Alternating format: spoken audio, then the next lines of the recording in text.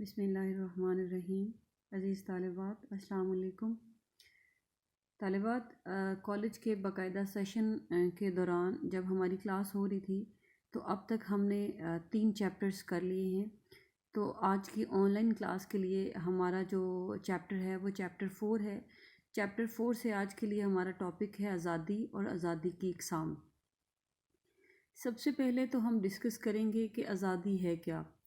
آزادی کے لیے انگریزی لفظ لبر استعمال ہوا ہے، جس سے لبرٹی جو ہے انگریزی لفظ لبرٹی اخذ کیا گیا ہے، جس کے معنی ہر قسم کی پابندیوں، رکاوٹوں سے انکار کرنا یا اس کے وجود سے انکار کرنا ہے۔ لہٰذا لغوی طور پر آزادی سے مراد ایسی حالت جس میں فرد پر کوئی پابندی عائد نہ ہو، جو اس کے دل میں آئے وہ کرے، اسے کوئی روکنے ٹوکنے والا نہ ہو۔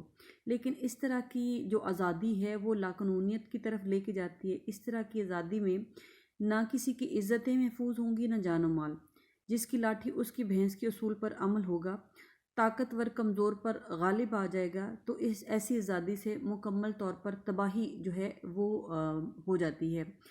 تو آزادی کا جو درست پہلو ہے، جو حقیقی اس کا تعارف ہے، وہ یہ ہے کہ آزادی قطعاً طور پر ایسی نہ ہو جس سے فرد کی آزادیاں دیگر لوگوں کی آزادیاں جو ہیں وہ متاثر ہوں، بلکہ کسی مہذب معاشرے میں وہ آزادی جو اس کی بنیادی تعریف ہے، جس کے معنی ہم نے پہلے بیان کیے ہیں، وہ کسی بھی مہذب معاشرے میں اس کی کوئی گنجائش نہیں ہے۔ امن و امان کے قیام کے لیے اور عوام کے حقوق کے تحفظ کے لیے، آزادی کی بقا کے لیے اور بہتر فضا کو میں لطف اندوز ہونے کے لیے افراد کے اوپر کچھ پابندیاں لگائی جاتی ہیں، اور ان کا لگایا جانا انتہائی ضروری ہے، جس سے فرد کے حقوق و فرائض جو ہیں وہ لازم و ملزوم ہیں۔ اس طرح کی آزادی میں پابندیوں کے بغیر جو آزادی ہے وہ ممکن نہیں، تو ان پابندیوں کو ہم نے قوانین کا نام دیا ہے۔ ایسی آزادی یا اس طرح کی صورتحال جس میں رہتے ہوئے فرد دوسرے لوگوں کی آزادیوں یا حقوق کو متاثر نہ کرے، جیسے جان سٹوارٹ مل جیسے، جس کو ہم جے ایس مل بھی کہتے ہیں، اس نے اپنی کتاب میں بڑی خوبصورتی سے آزادی کے درست پہلو جو ہے اس کو بیان کیا ہے۔ وہ کہتا ہے کہ انسانی افعال جو ہیں وہ 2 حصے ہیں اس کے۔ پہلا حصہ جو ہے وہ اس کی ذات سے متعلق ہے، دوسرا حصہ دیگر افراد سے متعلق ہے۔ جہاں تک بات اس کی اپنی ذات کی ہے تو اس کے اوپر کوئی پابندی نہیں ہونی چاہیے، وہ اپنی مرضی سے اپنی ذات کی حد تک، جس حد تک اپنی پسند کے مطابق چاہے زندگی گزار سکتا ہے۔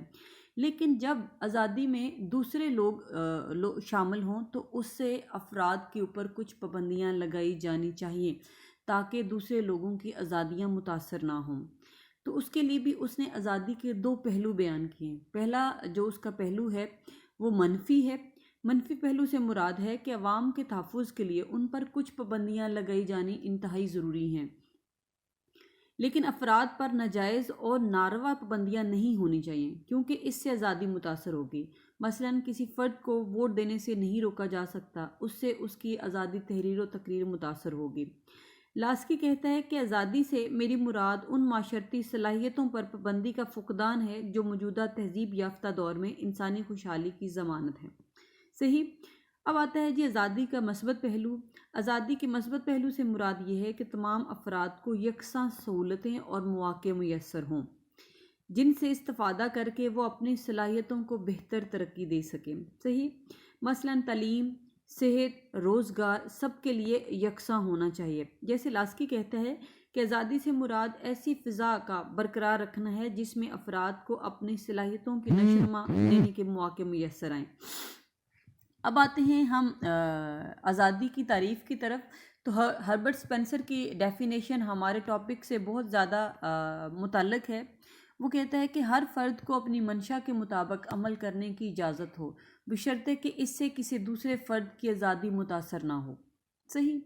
اب آ جاتے ہیں جی ہمارے مین ٹاپک کی طرف۔ مین ٹاپک ہے آزادی کی اقسام۔ اس میں سب سے پہلی ہے فطری آزادی، ایسی آزادی جس میں فرد کے اوپر کسی قسم کی کوئی پابندی نہ ہو، وہ مکمل طور پر آزاد ہو، جو اس کے دل میں آئے وہ کرے۔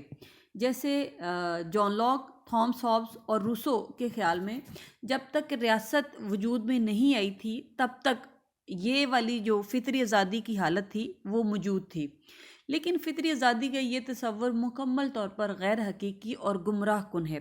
اس سے ریاست کا قیام یا ریاست کا امن جو ہے وہ ممکن نہیں ہے، اس سے لاقانونیت اور انتشار کا خطرہ پیدا ہوتا ہے۔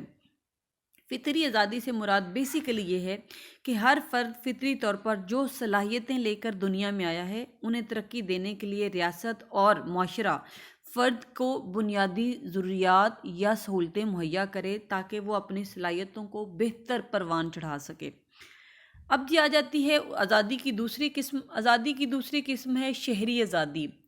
شہریوں کو بلا روک ٹوک، بلا امتیاز معاشرے میں رہتے ہوئے تمام قسم کے حقوق میسر ہوں۔ مثلاً فرد کو حق زندگی، حق تعلیم، حق مذہب، حق خاندان، بشرطے کہ جو بھی معاشرتی طور پر اسے معاشرے میں زندگی گزارنے کے لیے حقوق چاہیے ہوتے ہیں وہ تمام حقوق اسے دستیاب ہوں معاشرے میں رہتے ہوئے۔ جمہوری نظام میں معاشرتی حقوق کو آئینی تحفظ حاصل ہوتا ہے۔ اچھا جی، اب اس کی تیسری قسم ہے معاشی آزادی۔ معاشی آزادی سے مراد ہے کہ دولت جو ہے اس کی تقسیم منصفانہ ہو۔